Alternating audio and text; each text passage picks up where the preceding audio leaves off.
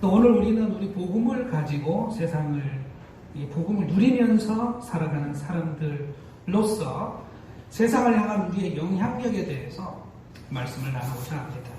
그래서 오늘은 같이 나누는 말씀이 기독교인으로서의 어떤 리더십에 관련된 그런 말씀이라고 생각할 수가 있겠습니다. 복음받고 구원받은 사람으로 세상 속에 살다 보면 자연스럽게 영향력이 있게 됩니다. 내가 의도하지 않아도요. 단지 교회 문턱만 지나다니는 사람들은 그렇지 않겠지만 내가 구원받았음을 확신하는 사람들은 자연스럽게 영향력이 이렇게 생깁니다. 이것이 안 믿는 사람들에게는 굉장히 좀 불쾌하게 느껴질 수가 있습니다. 신경 쓰이게 만들거든요. 그런데 복음을 사는 사람들이 이런 분위기를 풍기는 건 어쩔 수가 없습니다. 속에 있는 것들이 내가 의도하지 않아도 드러나는 것을 어쩔 도리가 없는 거예요. 그래서 하나님의 자녀는 아무런 의도를 하지 않아도 불구하고 자연스럽게 전도를 하고 있어요. 내가 전도하려고 애쓰지 않아도 이미 전도가 이루어지고 있습니다. 전도가 사실은 매우 시급하고 절박한 문제입니다. 나도 누가 전도해서 이렇게 복음을, 생명을 누리고 살고 있으면 이걸 아직 가지지 못한 누군가에게도 이것이 전달이 돼야 되거든요. 그래서 오늘 우리 읽은 말씀도 그렇습니다. 전하지 않으면 누가 믿겠느냐라고 하는 것이죠. 전도는 세상을 밝히는 작업이고 생명의 사역입니다. 그러므로 우리가 늘 살 때 근신하는 태도를 가지고 조심스럽게 살아가고 있죠. 그런데 거기에 더해서 전도자의 마음을 분명하게 가지는 것이 좋습니다. 이미 전도하고 있기 때문에 그래요. 이것은 우리가 세상 가운데 있으면서 숨는 게 아니고 세상을 이렇게 품는 마음으로 우리의 마음 자세를 바꿔줍니다. 전도자의 마음을 가지면 유익한 게 많은데요. 먼저 내 안에 삶의 질서가 분명하게 자리를 잡습니다. 내가 혼란스러우면 대응이 안 되잖아요. 그러니까 내가 먼저 속에 뭔가 준비하는 자세를 내가 가지게 되고 질서가 분명해지고 정체성도 분명해집니다. 이것은 전도자의 마음을 가진 크리스찬들만 누릴 수 있는 거예요. 나는 하나님이 내 삶의 기준인 사람이다 라고 세상 가운데 알려주는 거예요. 보여주는 거예요. 그리고 나는 내 인생을 소중히 여겨서 나는 이렇게 교회도 다니고 하나님도 믿고 이러면서 살고 있다. 나는 내 인생에 대해서 적어도 소중하게 생각하고 내 삶을 내가 허비하지 않으려고 노력하는 사람이다. 이런 걸 세상 가운데 보여주는 거예요.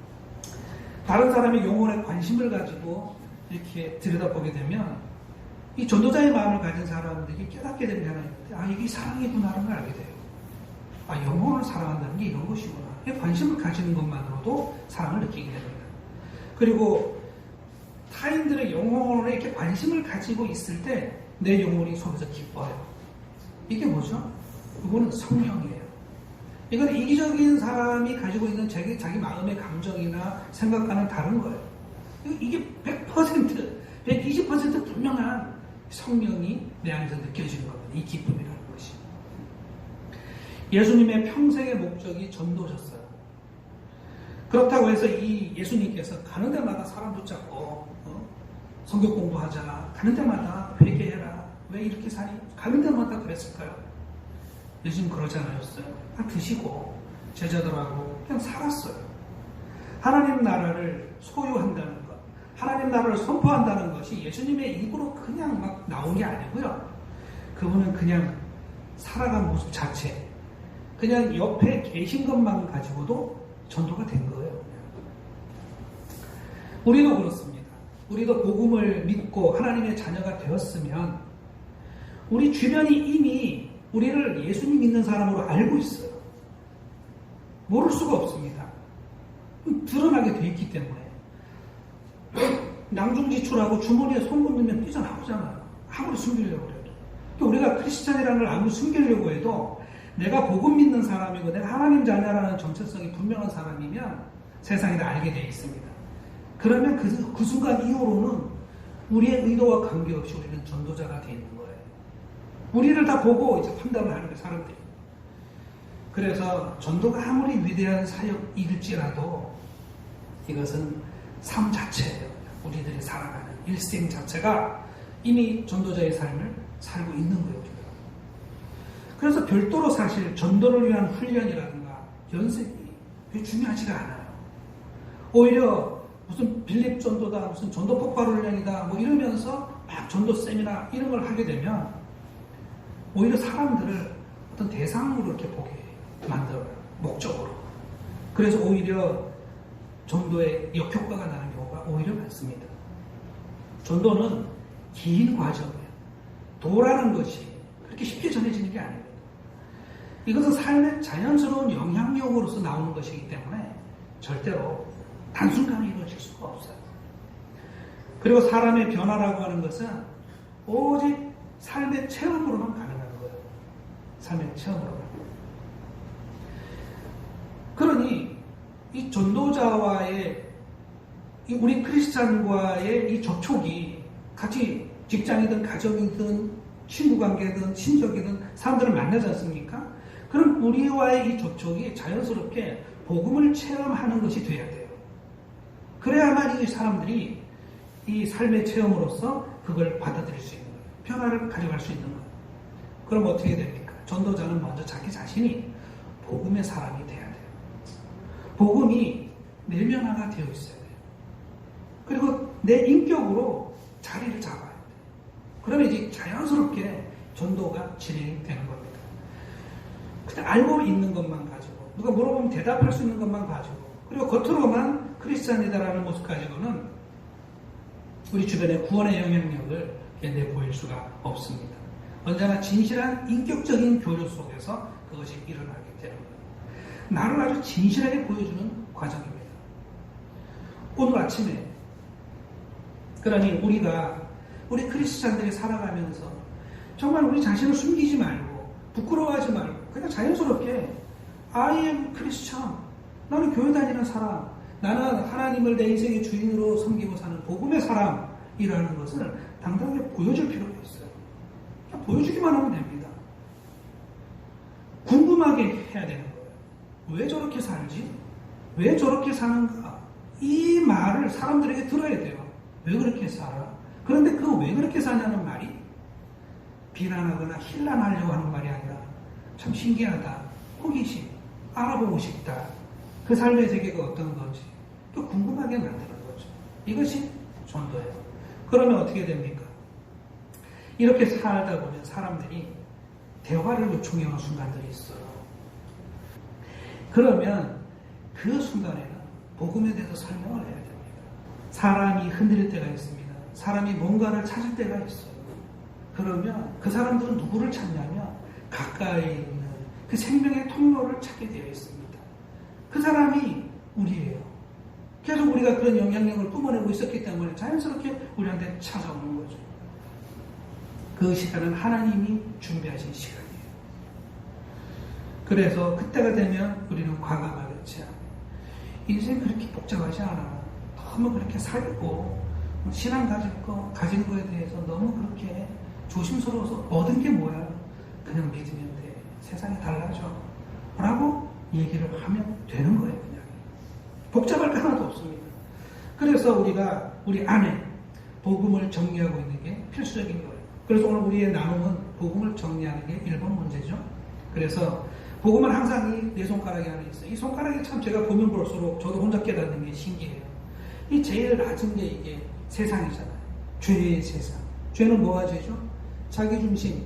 내가 내 인생의 주인으로 알고 사는 게 죄의 세상이에요. 그 다음에 하나님의 나라. 하나님의 나라는 더 높은 데서부터 완전한 나라. 하나님이 주인이라고 고백하는 사람들의 나라. 이건 더 완전했죠. 그런데 죄로 망가졌죠. 하나님을 부인하고 내가 인생의 주인이 되면서 세상은 망가져서 여기 떨어졌어요. 근데 이게 올라오려니까 뭐예요? 우리 힘으로는 안 되고 예수 그리스도가 왔잖아요. 제일 높은 곳에 예수 그리스도 계셔요. 흑가는 4개 중에 예수 그리스도께서 오셔서 구원 사역을 해주셨어요. 그래서 이분이 곧 고쳐주시고 가르쳐주시고 희생제물이 되어주시면서 사람들을 하나님 나라로 인도해 주시기로 그 사역을 하셨어요. 예수 그리스도의 사역. 네 번째 뭐예요? 예수님 옆에 붙어 있는 우리가 구원을 받아야죠. 우리가 이 구원을 위해서 필요한 대가도 지불하고, 변화라고 하는 우리 대가, 이걸 지불하고, 그리고 우리가 구원을 받아서 하나님 나라를 소유하게 된다. 이 복음의 4단계. 그렇죠? 이것을 완전히 공식으로 가지고 하나하나를 여러분들이 풍성하게 점점 더 크게 채워가시면 되는 거예요. 영향력이든 또는 우리가 설명을 하든 복음이 전도가 진행된다는 것은 지금 우리를 통해 가지고 하나님께서 구원으로 초대장을 계속 날리고 계시는 거예요. 우리 아무 생각 없이 걸어다니고 일하고 밥 먹고 다녀도 우리를 통해서 하나님께서 계속해서 얘를 봐라 그러면서 구원의 초대장을 세상 가운데 막 던지고 계셔요. 그런데 이럴 때 사람들의 반응이 다양하다는 거죠. 사람들은 세상이에요. 우리가 세상 얘기할 때 대자연을 얘기하는 게 아니죠. 세상이라 사람들이 사는 사회를 얘기하는 거예요. 사람들의 반응이 다양해요. 그래서 우리가 이 시간에는 잠시 사람들의 다양성에 대해 가지고 한번 유형별로 생각을 하고 거기에 대해서 우리가 숨거나 물러서지 말고 대응을 어떻게 할 것인가 이 부분에 대해서 한번 얘기를 해보려고 합니다. 이렇게 그리스도인으로 존재한다는 것은 우리가 세상을 살면서 우리를 온전하게 하고 우리를 자신있게 세상 가운데 살아가게 해줍니다. 먼저 중간자들이 있습니다. 계속해서 다가오는 복음의 초대장에 대해서 어떤 결정도 하지 않고 중간적인 자세를 취하는 사람들이 많아요. 특별히 우리 주변에 많아요. 하나님이 계신 것 같기는 해. 그런데 신앙생활을 아직 못하겠어 라고 말하는 사람들이 많이 있습니다. 우리와 만나는 사람들은 이런 사람들이 많아요. 신앙생활을 안 하는 사람들. 처음에는 부정하던 사람들이었어요. 그런데 우리를 만나면서 그래도 네가 그렇게 믿으니까 또 하나님이 계신 것 같기도 하다. 굉장히 우리가 큰 공헌을 한 겁니다. 그리고 또 무관심하다가도 나 이번 주일날 교회 가서 못 만나겠어 이런 얘기를 듣고 나면 하나님 믿네 쟤. 그러면서 우리 주변에는 자연스럽게 이것도 아니고 저것도 아니고 중간에서 정정한 자세를 가지고 있는 사람들이 많이 있게 마련해요. 이것이 정상입니다. 우리 주변에. 그런데 우리 주변에 계속해서 온통 교회 욕하는 사람밖에 없다. 그러면 우리가 반성해야 돼요. 우리가 너무 숨어 있었기 때문에. 우리 존재가 드러나기만 해도 그런 사람들 거의 사라집니다. 속으로 하지 겉으로 아니요. 자, 이 사람들을 전도자의 마음으로 바라보는 거예요. 왜 믿음 생활을 결정을 안 할까? 또 이 사람들이 말할 때 난 하나님이 계신 것 같은데 교회는 못 다니겠어? 교회 다니기 싫어? 라고 말한단 말이죠. 그럼 왜 그럴까? 한 번 더 생각해보는 마음이 이게 전도자의 마음이에요. 그래서 알아서 해. 그리고 그냥 네가 알아서 하든지 말든지 그러지 말고 얘기를 하는 거예요. 사람들이 신앙생활 하고 싶어도 못하는 많은 이유가 교회 가면 헌금 내야 되잖아. 나 지금 돈도 별로 없고 있으면 내겠는데 내 목표 설계도 바쁜데 교회 낼 돈이 어디 있어. 그리고 예배가 왜 이렇게 많아. 주일 오전, 주일 오후, 월, 화, 수, 목. 어떤 열심히 있는 목사님은 금요일, 토요일, 일요일 아침까지 새벽 예배 드립니다. 그러면 11번의 예배가 7일 가운데 있단 말이에요. 나 못해. 그거 못하겠어라고 얘기를 해요. 그리고 그냥 조용히 나가 예수만 믿고 살고 싶은데 왜 이렇게 신방 오고 그러는 거야? 왜 이렇게 사람들 모임에 자꾸 나를 초대하는 거야? 나는 그것 때문에 교회 귀찮아서 못 다니겠어라고 얘기를 하는 거죠. 그러면 이런 사람들에 대해서는 우리가 대응을 해줘야 돼요. 언젠가 네가 교회 다닐 때가 있을 거야 이러지 말고 뭐라고 해요? 안 해도 돼 라고 얘기를 해줘야 돼. 내가 동의가 되지 않으면 그거 안 해도 되는 거야. 믿는 사람들이라고 모든 교회 프로그램이든가 교회 제기하는 거를 다 따라가는 건 아니야. 그것 때가 되면 내가 동의할 수 있으면 그렇게 하면 돼. 일단 믿음이 그것 때문에 방해되면 안 될 것 같아 라고 얘기를 해주는 거예요. 그때는 전도자가 되는 거예요. 어떤 사람들은 그래요. 난 갑자기 변하는 게 두려워. 나 이렇게 지금 살고 있는데 갑자기 교회 다니면서 교회 다니는 사람이 되어서 즉 저런 모습이 되는 거 난 그게 좀 부담스러워서 못 다니겠어 그리고 그렇게 사는 게 또 좋을까? 나 그것도 잘 모르겠어. 나는 지금 내 자리를 그냥 지킬래. 이러면서 중간에 있는 사람들이 있어요. 이런 사람들에게는 아니야. 훨씬 좋아. 인생을 건강하게 산다는 게 얼마나 사람 신선하게 만드는 줄 아니? 때로는 부담스러울 수 있어도 굉장히 사람을 맑게 만들고 굉장히 기분 좋게 만들고 말을 하면서 자신있게 만들어라고 얘기를 해주고요. 그리고 신을 인정하고 신 앞에 예배드리는 그 순간이 정말 놀랍도록 어떤 사람을 거룩하게 만들고 거기에 정말 기쁨 있고 행복해. 너 한번 해봐. 정말 어떨 때 눈물 난다 너. 막 이러면서 그런 것들이 더 좋다는 거. 그 변화된 삶이 더 좋다는 것을 얘기를 해주는 거죠. 그리고 교회에서 새로운 진실한 공동체의 사람들과 만나는 것이 얼마나 그것이 기쁜 인연인가. 사람들을 만날 때 아무런 의심 없이 안정적으로 만날 수 있다는 것. 그리고 정말 좋은 사람들, 괜찮은 사람들, 그런 사람들하고 만날 때 나 행복할 수도 있어. 이렇게 좋은 얘기들을 해줄 수가 있어야 돼요. 그래서 변화된 삶을 두려워하지 말고 그걸 선택하면 돼. 라고 얘기를 해주는 거죠. 어떤 사람들은 그럽니다. 중간에서 좀 더 알아보고 내가 알아서 할게. 그러면 그래 알아서 해라 이러지 말고 우리는 전도자의 순간에서 영적 지도자의 자리로 이게 어느 순간 자리가 바뀌는 거예요. 지금요. 너 나랑 같이 성격 공부 한번 할래? 이런 얘기를 해줄 수 있어야 돼요. 이런 얘기 못하죠. 나도 같이 해야 되니까. 그런데 이런 얘기 해줄 수 있어요. 그 사람한테는 그게 정말 생명의 문제일 수 있으니까. 내가 하나님 믿어. 그런데 나한테 이게 와닿지가 않아. 알긴 알겠는데 그게 정말 내 인생이 필요한지 정말 모르겠어. 이렇게 얘기하는 사람들을 줄 수 있어요. 그 사람은 우리가 알아차려야 됩니다. 뭐냐? 자기 중심으로 살아가는 이 첫 번째 단계, 죄의 본성, 자기 중심성이 강력해서 그걸 방어하고 있는 거예요. 지금 이걸 잃어버리고 싶지 않다라고 얘기하는 거예요. 그러면 진지하게 대화를 하는 자리라면 얘기해 줄 수 있어야 돼요. 죄가 뭔지 우리가 가르치는 죄가 있어. 우리 기독교가 가르치는 죄가 있어.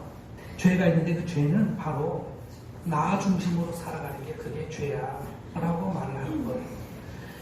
인간의 고통과 모든 불행이 죄로부터 온다는 거야. 이걸 가르치고 있어. 지금 네 상태가 지금 바로 그걸 죄성이라고 해. 너무 기분 나쁘게 듣지 말고 이렇게 들어. 그러면서 죄성에 대해서 가르쳐 주는 거예요.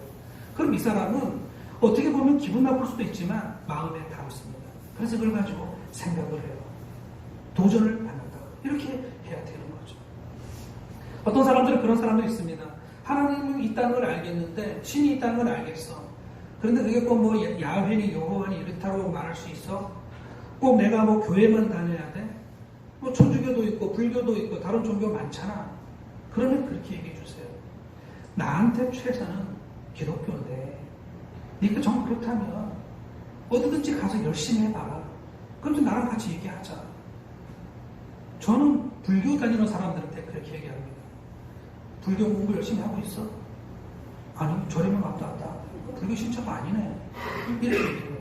불교 공부 열심히 하고 좋은 스님들 열심히 듣고 그렇게 하면서 열심히 해보라. 그래야 나랑 대화할 수준이 되는 거야. 그때 같이 얘기하자. 그렇게 얘기할 수 있는 거예요.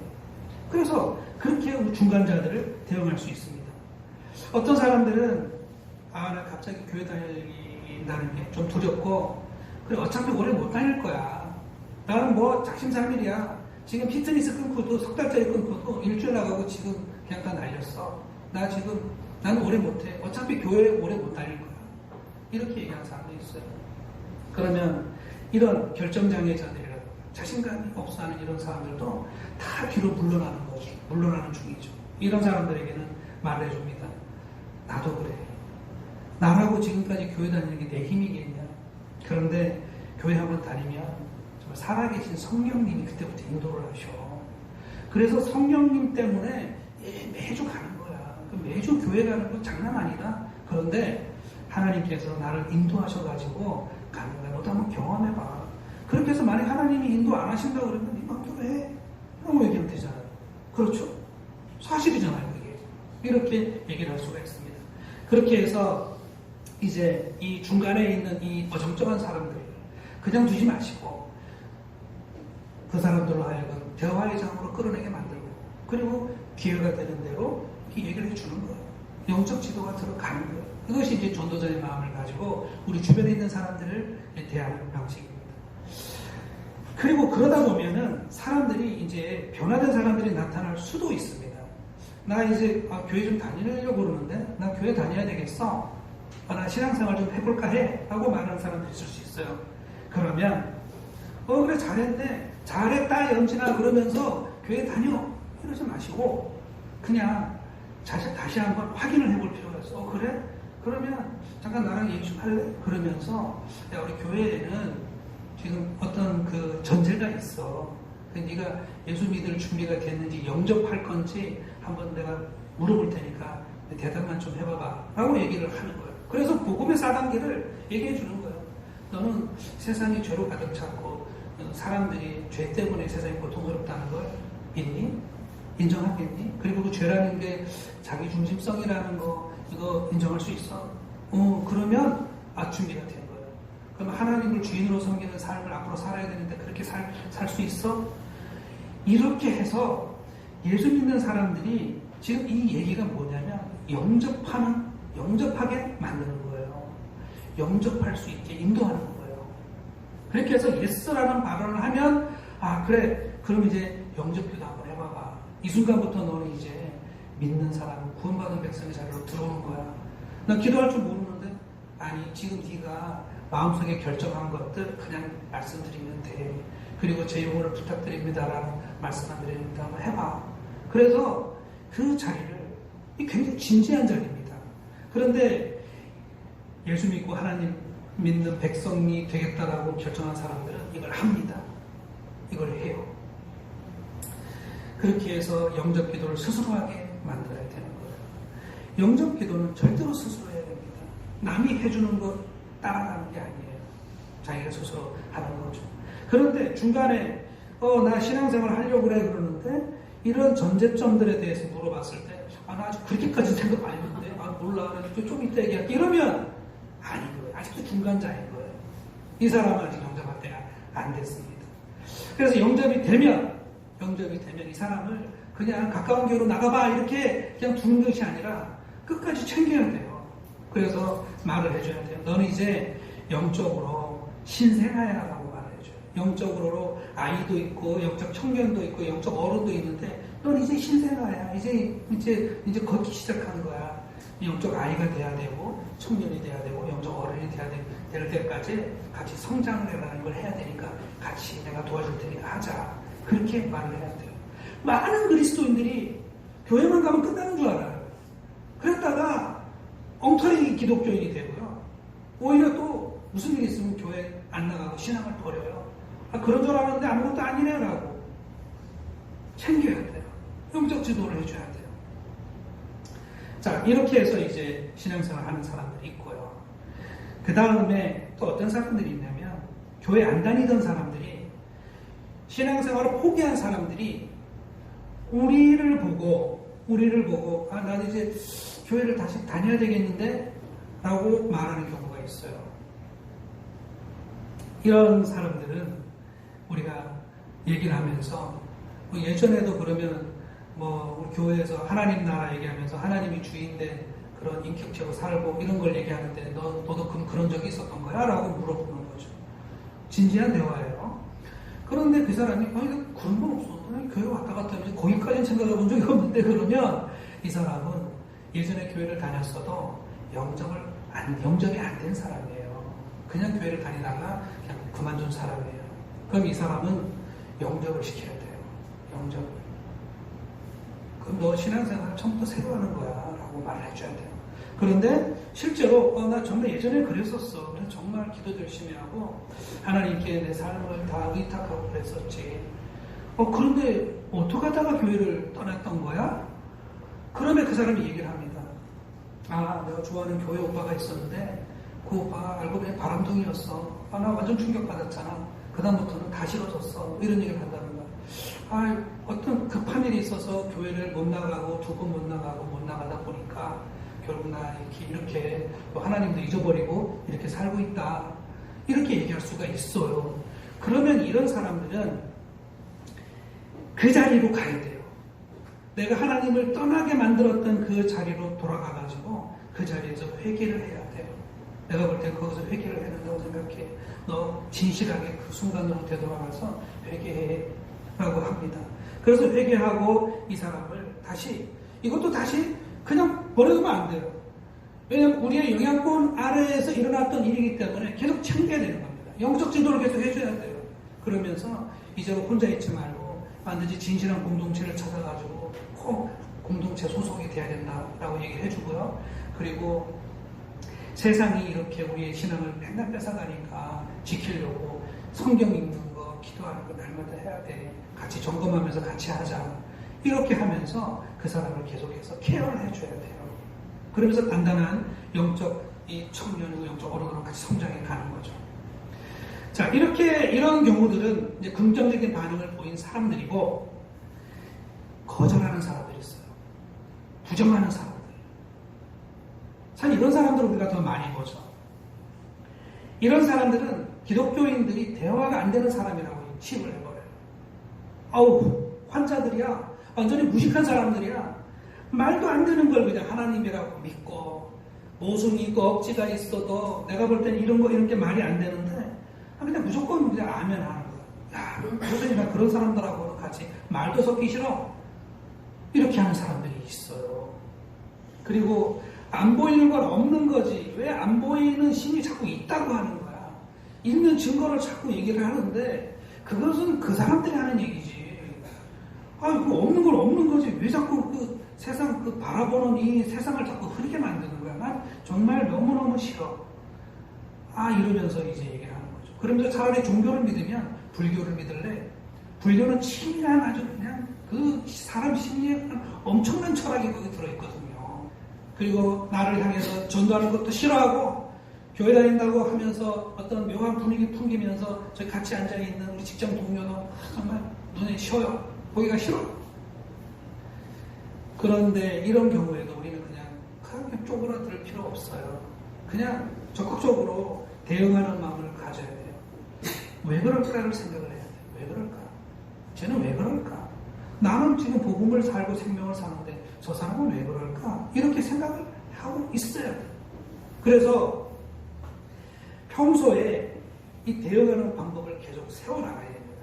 내가 전도자로서 살아가고 있기 때문에 그래요. 그래서 저 사람이 저런 식으로 막 떠들고 다니는데 저 말을 만약에 나한테 물어본다면 내가 뭐라고 대답하지?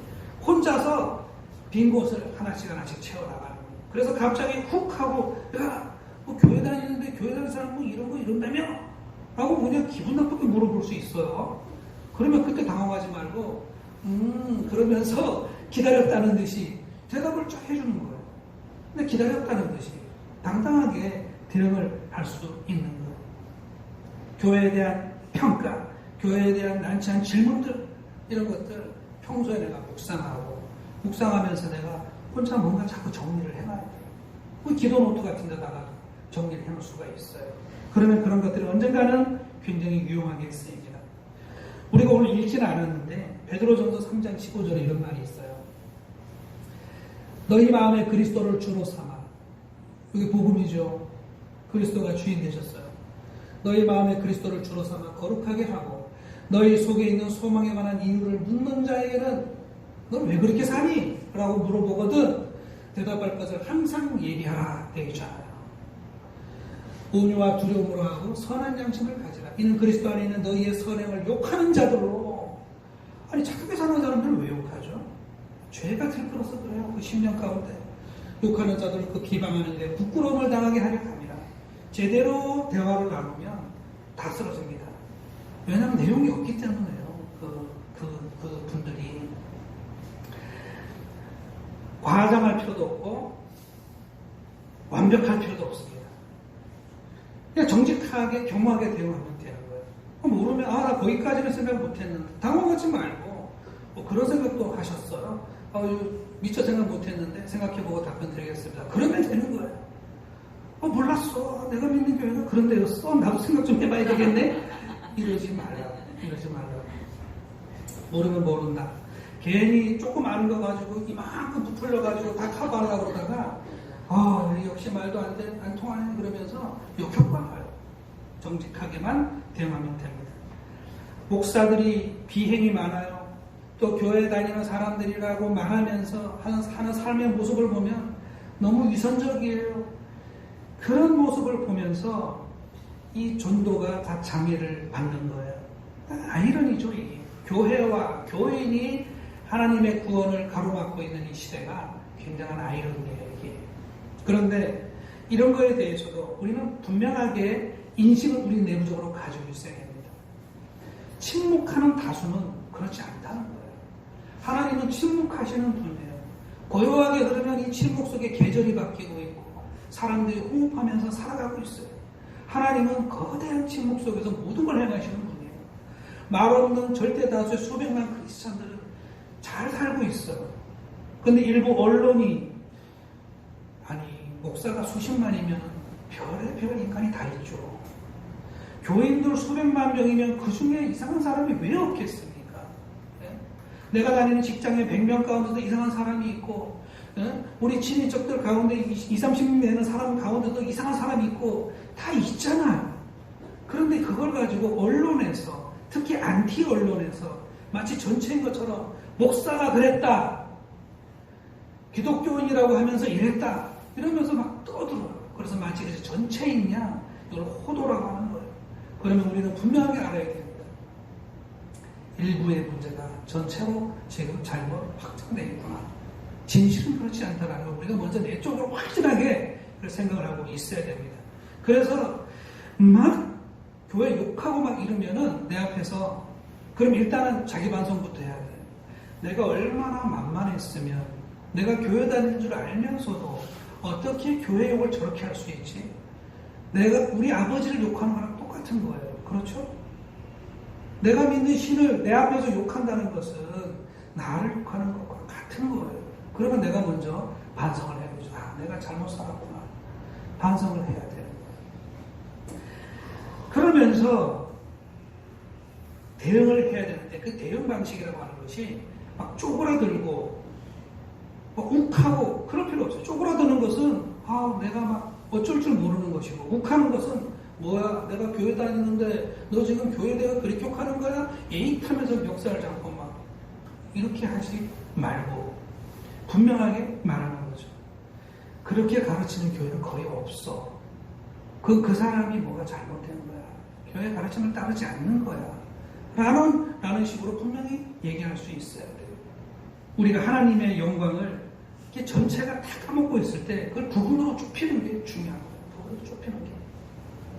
그러면 내 앞에서 교회에 대한 무례를 행하는 것이 많이 완화가 됩니다. 사는 게 너무 어려울 수 있습니다. 사는 게 어려우면 또 하나님 생각할 여력이 없어요. 그럴 때는 그냥 기다려주는 수밖에 없어요. 거기 어떤 얘기도 안 들어갑니다. 사는 게 너무너무 힘들면 하나님이고 교회고 일 다 필요 없어요. 그냥 이것 때문에 내가 괴로워 죽겠는데 그럴 때는 하나님이 그에게 과연 이렇게 사는 게 사는 건가? 라고 하면서 자기 삶을 조망할 수 있는 시간을 주실 때까지 기다려야 돼요. 그 방법밖에 없습니다. 복음을 혐오한다, 복음을 부정한다, 거절하고 비난하는 사람들은 근본적으로 전도가 불가능한 사람들입니다. 그래서 설득하려고 애쓸 필요가 없습니다. 믿음은 우리 영혼의 자발적인 행동으로 나오는 거예요. 결코 억지로 강요한다거나 또는 서로 말싸우면서 이겨먹는다고 해서 그 믿음이 솟아나는 게 절대 아닙니다. 그냥 복음을 산다는 것, 하나님의 자녀로 산다는 게 어떤 것인지 그냥 편안하게 그냥 살고 있으면 그 보여주는 것으로 전도가 이루어지는 거예요. 그렇게 복음을 부정하는 사람들, 교회를 부정하는 사람들도 이 크리스찬을 통해 가지고 지금 영향을 받고 있어요. 알게 모르게 신경 쓰인다고. 그러면 그 영향을 받는 것에 대해서 이걸 언제까지 계속해서 혐오하고 증오하면서 살아갈지 아니면 조금 마음을 열어서 어느 정도 이해해 보려고 할지는 철저히 그 사람의 몫이에요. 이건 강요할 수 있는 게 아니에요. 거절하는 사람들, 복음을 부정하는 사람들하고 그렇다고 해서 단절하고 사는 건 아닙니다. 단절하는 게 아니에요. 하나님이 일하실 때를 기다리면서 끝까지 그 사람들하고 같이 있어야 돼요. 옆에 있어야 돼요. 돌아봤더니 옆에 있네. 저 사람 피해가지고 저쪽 가서 막 하고 있는데 뒤돌아보니까 또 저기 있네. 그러면서 계속 옆에 있어야 돼요. 계속. 돌아온 탕자가 얘기합니다. 나는 한때 세상을 떠나서 방탕한 삶을 살았네. 근데 지금은 내가 하나님께 돌아와서 하나님의 자녀가 된 것은 나를 위해 평생을 기도하신 내 어머니 때문이라네. 어머님이 옆에 계속 계셔가지고 그 어머니를 통해가지고 하나님 앞으로 돌아온 거예요. 그러니 옆에서 계속 기도하는 마음으로 같이 있어주는 거예요. 왜 저럴까 생각하면서 그게 중요한 거죠. 이제 정리하겠습니다. 세상 사람들한테 우리는 매우 중요한 존재예요. 매우 중요한 존재입니다. 그들 곁에 우리가 존재하고 있다는 사실이 아주 중요한 거예요. 그 사람들에게는 굉장히 소중한 인연이에요. 그 사람들이 그 가치를 몰라도 하나님은 알고 계셔요. 하나님이 만일 일하신다 그러면 우리를 통해 일하실 거예요. 항상 준비하고 대기하고 있는 거예요. 우리는 이렇게 전도자의 마음을 가지고 세상에 있으면 가장 큰 유익은 우리 자신에게 돌아옵니다. 예수님이 제자들 파송하시면서 말씀하셨죠.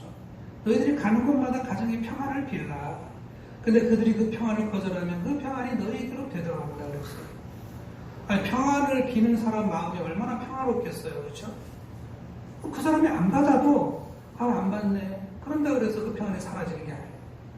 평안을 전하는 그 자체만 가지고도 그들의 평화를 누려요. 평화가 있어야만 평화를 전할 수 있으니까. 우리가 사람들의 다양한 형태의 관심을 가지고 대응해 나갈 때 우리 자신은 영적으로 계속 점검이 일어납니다. 그렇죠? 점검이 일어나고 그리고 교회에서 배운 복음의 내용들이 우리 삶의 자리에서 명확하게 정리가 됩니다. 명확하게 정리가 됩니다. 성령의 검이라는 게 뭔지를 이제 우리가 알게 됩니다. 그리고 굉장히 중요한 건데 어떤 사람들한테 둘러싸여 있어도 자신감을 잃지 않아요. 세상 어디에 나가서 어떤 사람에게 둘러싸여 있어도 자신감을 잃지 않아요. 어떤 사람에게 둘러싸여 있어도 자신감을 잃지 않습니다. 자신감을 잃지 않아요. 그래서 우리가 이 대응하면서 전도자의 마음으로 세상을 품고 기도하면서 살아간다는 것이 굉장히 중요하다는 말씀을 드렸고요. 우리가 한 가지 잊지 말아야 될 것은 이 모든 이 영향력이라고 하는 것은 결코 내 자신의 지식이나 내 자신의 카리스마나 내 자신의 어떤 능력을 가지고 되는 것이 절대 아니라는 것. 오직 성령의 일로만 이것이 이루어진다는 것을 믿고 성령님께 그냥 자리를 내보여드리면 됩니다. 주기도문에 그런 말 있죠. 아버지 뜻이 하늘에서와 같이 땅에서도 이루어지게 하소서. 그 하나님께서 그 일을 누구를 통해서 하시느냐. 이 땅에 선택된 하나님의 자녀들을 세상 가운데 쫙 뿌려놓고 그들이 바라는 빛과 향기를 통해서 이 일을 하신다는 것. 우리가 기억하기를 있겠습니다. 그래서 세상을 생명으로 인도하고 하나님께는 기쁨이 되는 하나님 자녀로 다 같이 세워져 가기를 예수 그리스도 이름으로 기도드립니다.